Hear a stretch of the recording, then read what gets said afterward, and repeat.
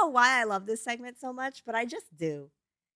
What is it? It's called Dear Do Fangirl. do do do do do do do do do. I like that song, but I like the segment too. All right, so Dear Fangirl is where you write to me and let me know about your dilemmas, requests for advice, or things you got going on in your life related to being a Michael Jackson fan that you want to talk to me about. So I have two letters here, and thank you guys for contributing these. If you are interested in contributing one, visit mjfangirl.com, and there's a section called Get Involved, and there's a form where you can fill out your dilemma if you want to submit one. But we have two today, and I want to get your opinion on these two. Just listen, and I'm going to share. We're going to share our just our opinions, right? We're not experts, but we are longtime Michael Jackson fans. I think you know over 30 years for me, Yeah, over right? 30 years for me too. Same. So yeah, we have a lot of experience under our belt. So let's see what we can contribute. All right. All right. So Alyssa writes, feeling disconnected in the fan community. Hi, MJ Fangirl. I love your videos and how inclusive and insightful your content is. It feels like a safe space in a fandom that can sometimes be not so safe. I've been a Michael Jackson fan for years, but recently I felt really disconnected from the online community. It's like there are these in groups based on how long you've been a fan, how deep your knowledge goes, or even which eras you prefer. I've been called a fake fan just because I didn't know what year a certain demo leaked or because I said I preferred Invincible over Off the Wall. It makes me wonder, is there a place for casual or new Michael Jackson fans in the community anymore? I love Michael's music, his message, and his artistry, but I don't want to feel like I have to pass a test to be included. Do you have advice for fans who love him but feel out of place in the fan base? Mm. Wow. I mean, quick response to that would be don't feel like you're different or you have anything to worry about because when I was growing up as a kid and I was, listening to a lot of Michael Jackson, watching the videos, but I never went to the courthouse. I never went to concerts. I never went on the forums. So there was a big community that was like very active together and knit. And you were, I think, in that a lot as far as like the forums and stuff. But I never thought for a second, oh, I'm not a real Michael Jackson fan. Nah. I always thought I was the number one fan in the entire world, and he knew it. Yes. He knew I existed.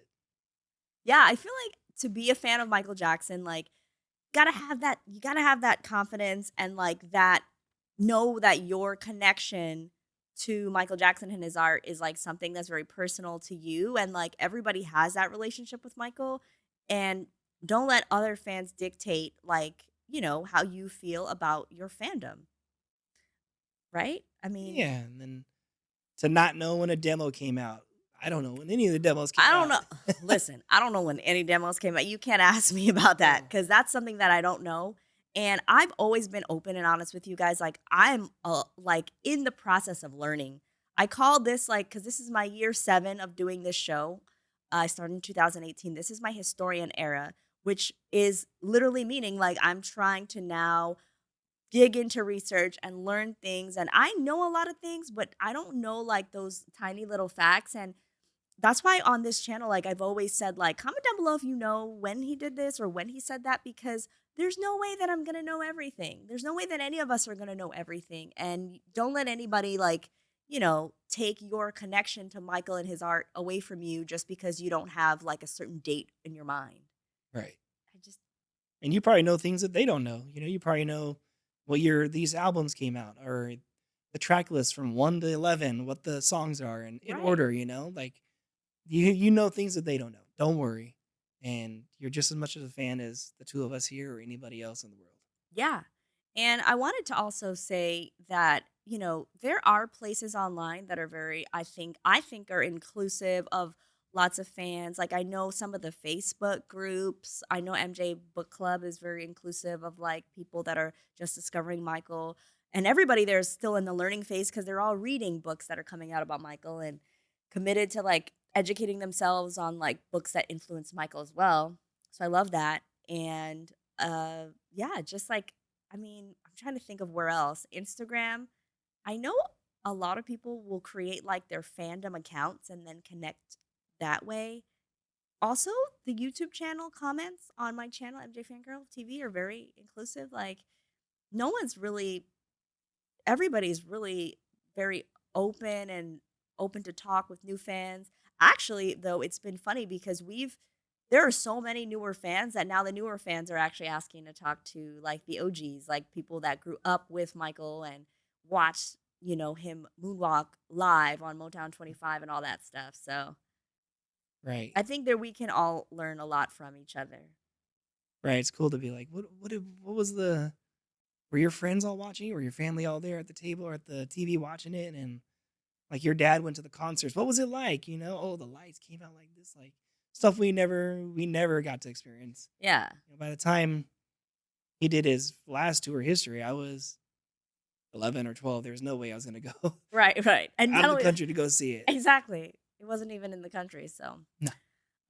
but okay, so Alyssa, I hope that that helps with your feelings. Don't feel like you are not a part of the community because you are. Your fandom is very personal to you, and keep on loving Michael. And you know what?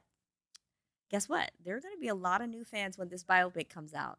Yeah, So definitely. if you don't find your, I mean, you can definitely find your pocket of the fan community that you can connect to now.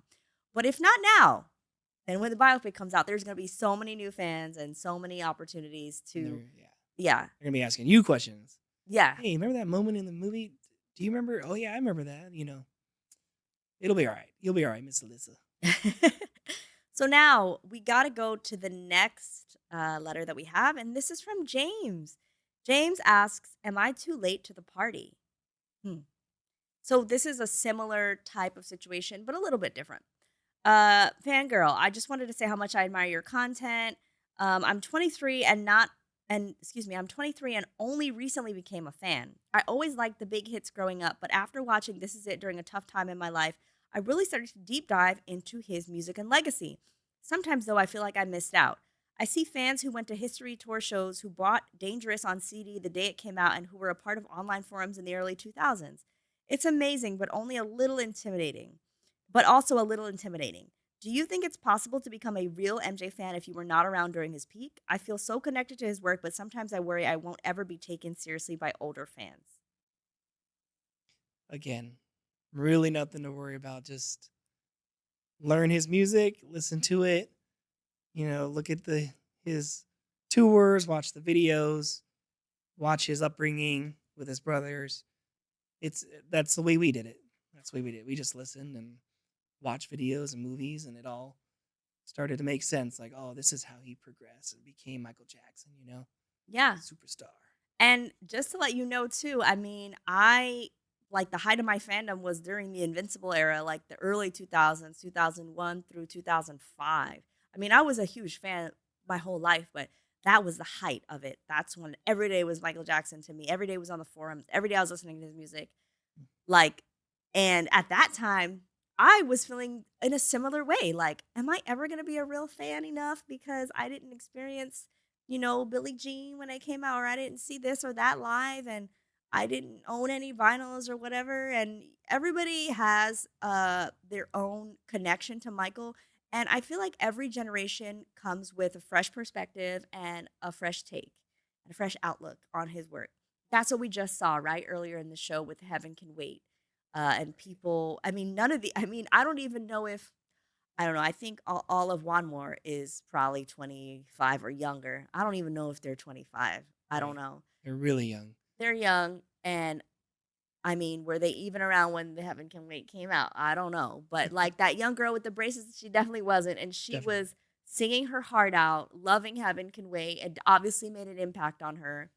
So I think that, definitely just like try to just, you know, find people that you connect with, whether it's like other YouTube personalities that talk about Michael Jackson or Instagram, like TikTok. There are a lot of different content creators that talk about Michael that I think have their own community surrounding them. So I think that's a cool way too. That's what I like to do.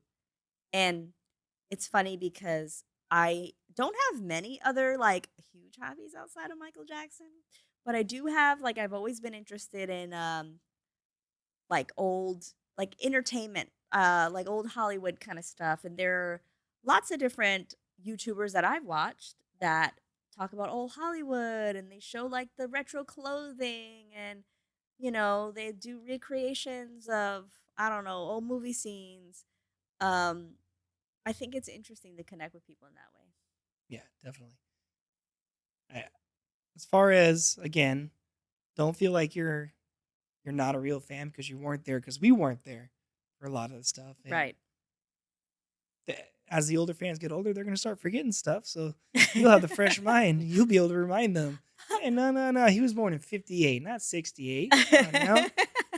So stay fresh, stay stay up on all his music, and you're a fan. You're cool. Yes. So I really love doing these Dear MJ Fangirl ones. I feel like they're just so fun because we get to like hear from other fans and community and let people know out there that they're not alone. That's right. I think it's really cool that the fans are reaching out. Please keep reaching out. Um, keep contacting her and giving her whatever thoughts are on your mind. It doesn't have to be this. It could be whatever your personal situation is with your fandom, Yeah. and maybe you're having a great experience and you're connecting with people, and we want to hear that too. MJ Fangirl wants to hear it all. Yeah, because I mean, for me, like one of the reasons why I even started the show is because I wanted to keep that going. Like for me, I love Michael Jackson, don't get me wrong. Love him. Like I've been doing this show for so long and like being a fan for over 30 years. But one of the things that I love most about Michael Jackson is that he brought me that sense of community and that sense of belonging. And it's not that I have to have my whole and everyday Michael Jackson-ified, consumed with Michael, but, like, a lot of my closest friends I met through being a fan, and we don't talk about I mean, I have very close girlfriends in New York City, we talk often, all the time. You too? He's like, "What about me?" Forgive me. I know. Okay, so, first and foremost, I met my husband through being a Michael Jackson fan. That's We right. met through being Michael Jackson fans. And do we talk about Michael Jackson every day? Well, us maybe, but Almost every day it comes up, it comes up just because we're in the same house together and there's always something. and you're constantly editing or recording stuff. So yeah, Exactly. MJ comes up a lot. So that's a special case, but we may not have always talked about Michael Jackson every single day, but we still have that connection through, how we connected to Michael's music and his art. And same thing with the friendships that I've made. I have friends that are still in New York City. Shout out to Gadget Trish and Rocky and Shelly and Honey and everybody there. Like Dexter, like so many great people that I've met through being a fan.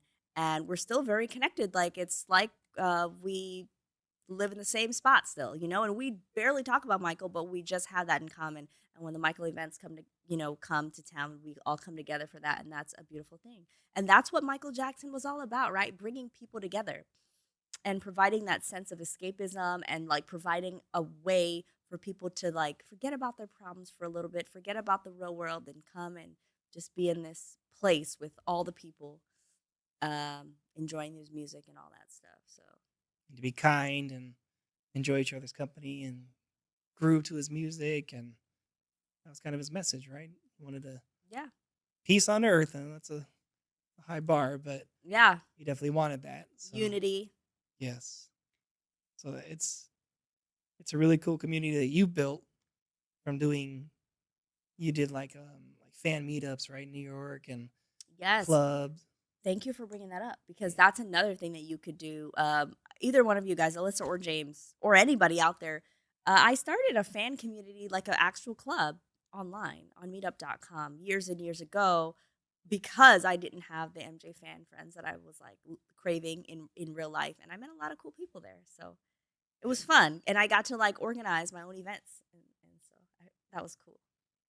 That was something I never did. I never went to fan meetups, anything, but still, again, thought I was the best Michael Jackson fan in the world. Yes. And you are. Oh, thank you. Thank you. How'd you know?